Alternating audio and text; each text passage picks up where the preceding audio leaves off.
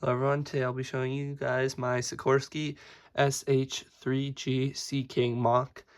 The Sea King was used by the U.S. Navy as well as several other customers, but primarily by the U.S. Navy from the 60s all the way until the 90s when it was replaced and phased out by the newer Sikorsky SH-60 Seahawk, which is the naval derivative of Black Hawk.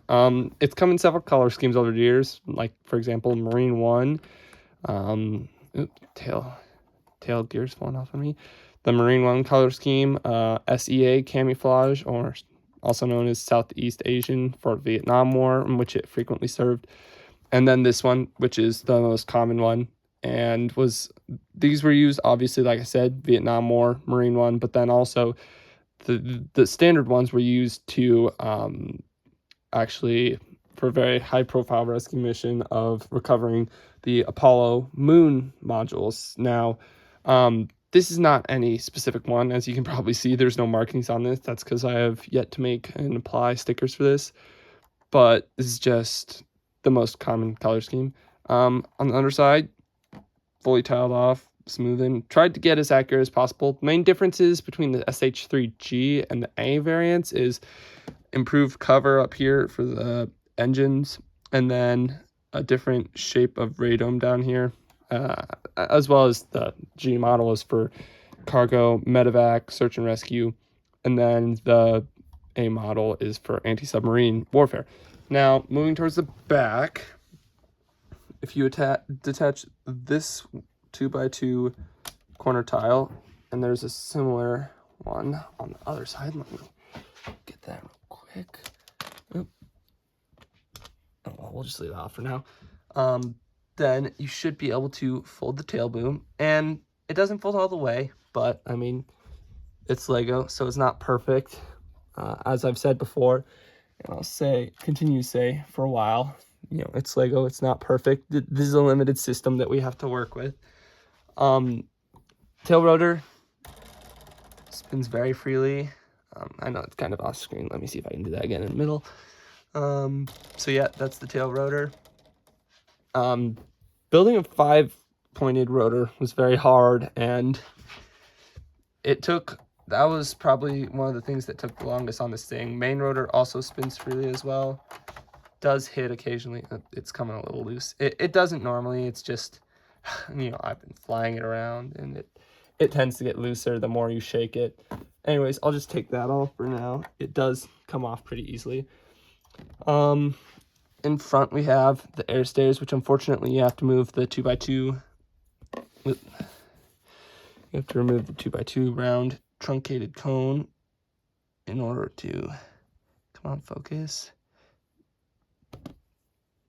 There we go. You have to move this piece right here. It's like a R5 unit headpiece in order to open the air stairs, which just come right down, as well as the top part for all your minifigures to get in.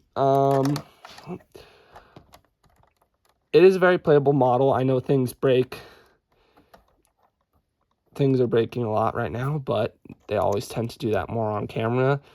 While we're on the outside, let me show you. This thing is, it's an amphibious helicopter. That's why it has the boat hole with the tiled off underside, as well as these pontoons on the side. So what you do for that is, I unfortunately was not able to make retracting landing gear, so I kind of had to sacrifice. You just pull the landing struts out like that. You do that on both sides. And these little inserts, which you can find in the instructions for this on Rebrickable, which I'll have a link to. You can just put those in there like that, on that side. On the other side, just put it in like so. And then it's pretty much, you know, you're ready to go. You're ready to land on water. Now, disclaimer, this model does not float. There never was a floating one that I built, but feel free if you've bought it to try and test it out in water. I'd be happy to see how this performs, although I can't say that I'm too eager to test mine in here. Turning around to the front, I decided to go with 8 wide, just because that seems like the right kind of scale for me. 9 wide would be a lot harder, even though it's a little more accurate. So we got the door. Unfortunately, I couldn't figure out a compact or clean enough looking sliding mechanism. So the door just pops on this little stud right here. So you can, you can snap it all the way open like how I had it. You can snap it part way and then put it on closed. In the instructions, I have you build it like this without the 1x4 tile. The 1x4 tile is for when it's open, so it's not sitting, at that angle, because it connects with the strut right there. But you put these two 1x2 by 1x2 downwards facing brackets on it, and then I'll put that on in just a second. But let me see if I can take the roof off here. And to take the roof off, you actually have to disconnect these little struts right here before you pull it off. And this is the brake line right here that you need to pull it off by. So let me do that now. All right, there we go. Now that we got the roof off, I can show you guys the inside. So the roof does have to come over a little bit of interior space, but that's just for structural compromises. But anyways, on the inside, so I got space for a radar operator in there, and then, sorry, kind of hard to get at from the camera angle I have. Got controls for pilot and co-pilot. They both fit in there. And then I have collective in front. It's kind of hard with the brightness here. Sorry about the angle. And then that stud right there on the side that sticks out, that's for this one up here. That's for the cyclic for the co-pilot, because the pilot in helicopters always sit on the right. And then I can show you guys how the door goes on now. So the door just stands like this and just snaps on right there. Hopefully nothing will break. There we go. And then that's so that it just sits right there. That's why I have the use of those two more brackets. Now put the roof back on real quick. All right, now that I got the roof back on, I'm going to take the rotors and put those back on real quick and fold those down so you guys can see what it looks like with the main rotor folded.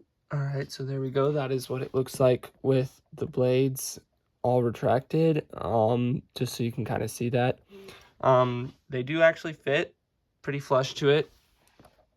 Let's see if I can get a good angle. They do fit pretty well. You do have to insert these little, one fell off. You don't normally do that. These are just, some of the parts aren't the strongest on these. I should probably get better replacements.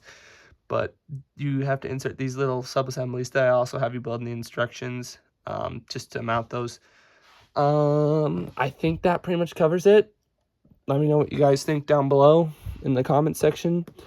Hope you enjoyed this video. Thanks for sticking around till the end, and have a wonderful day.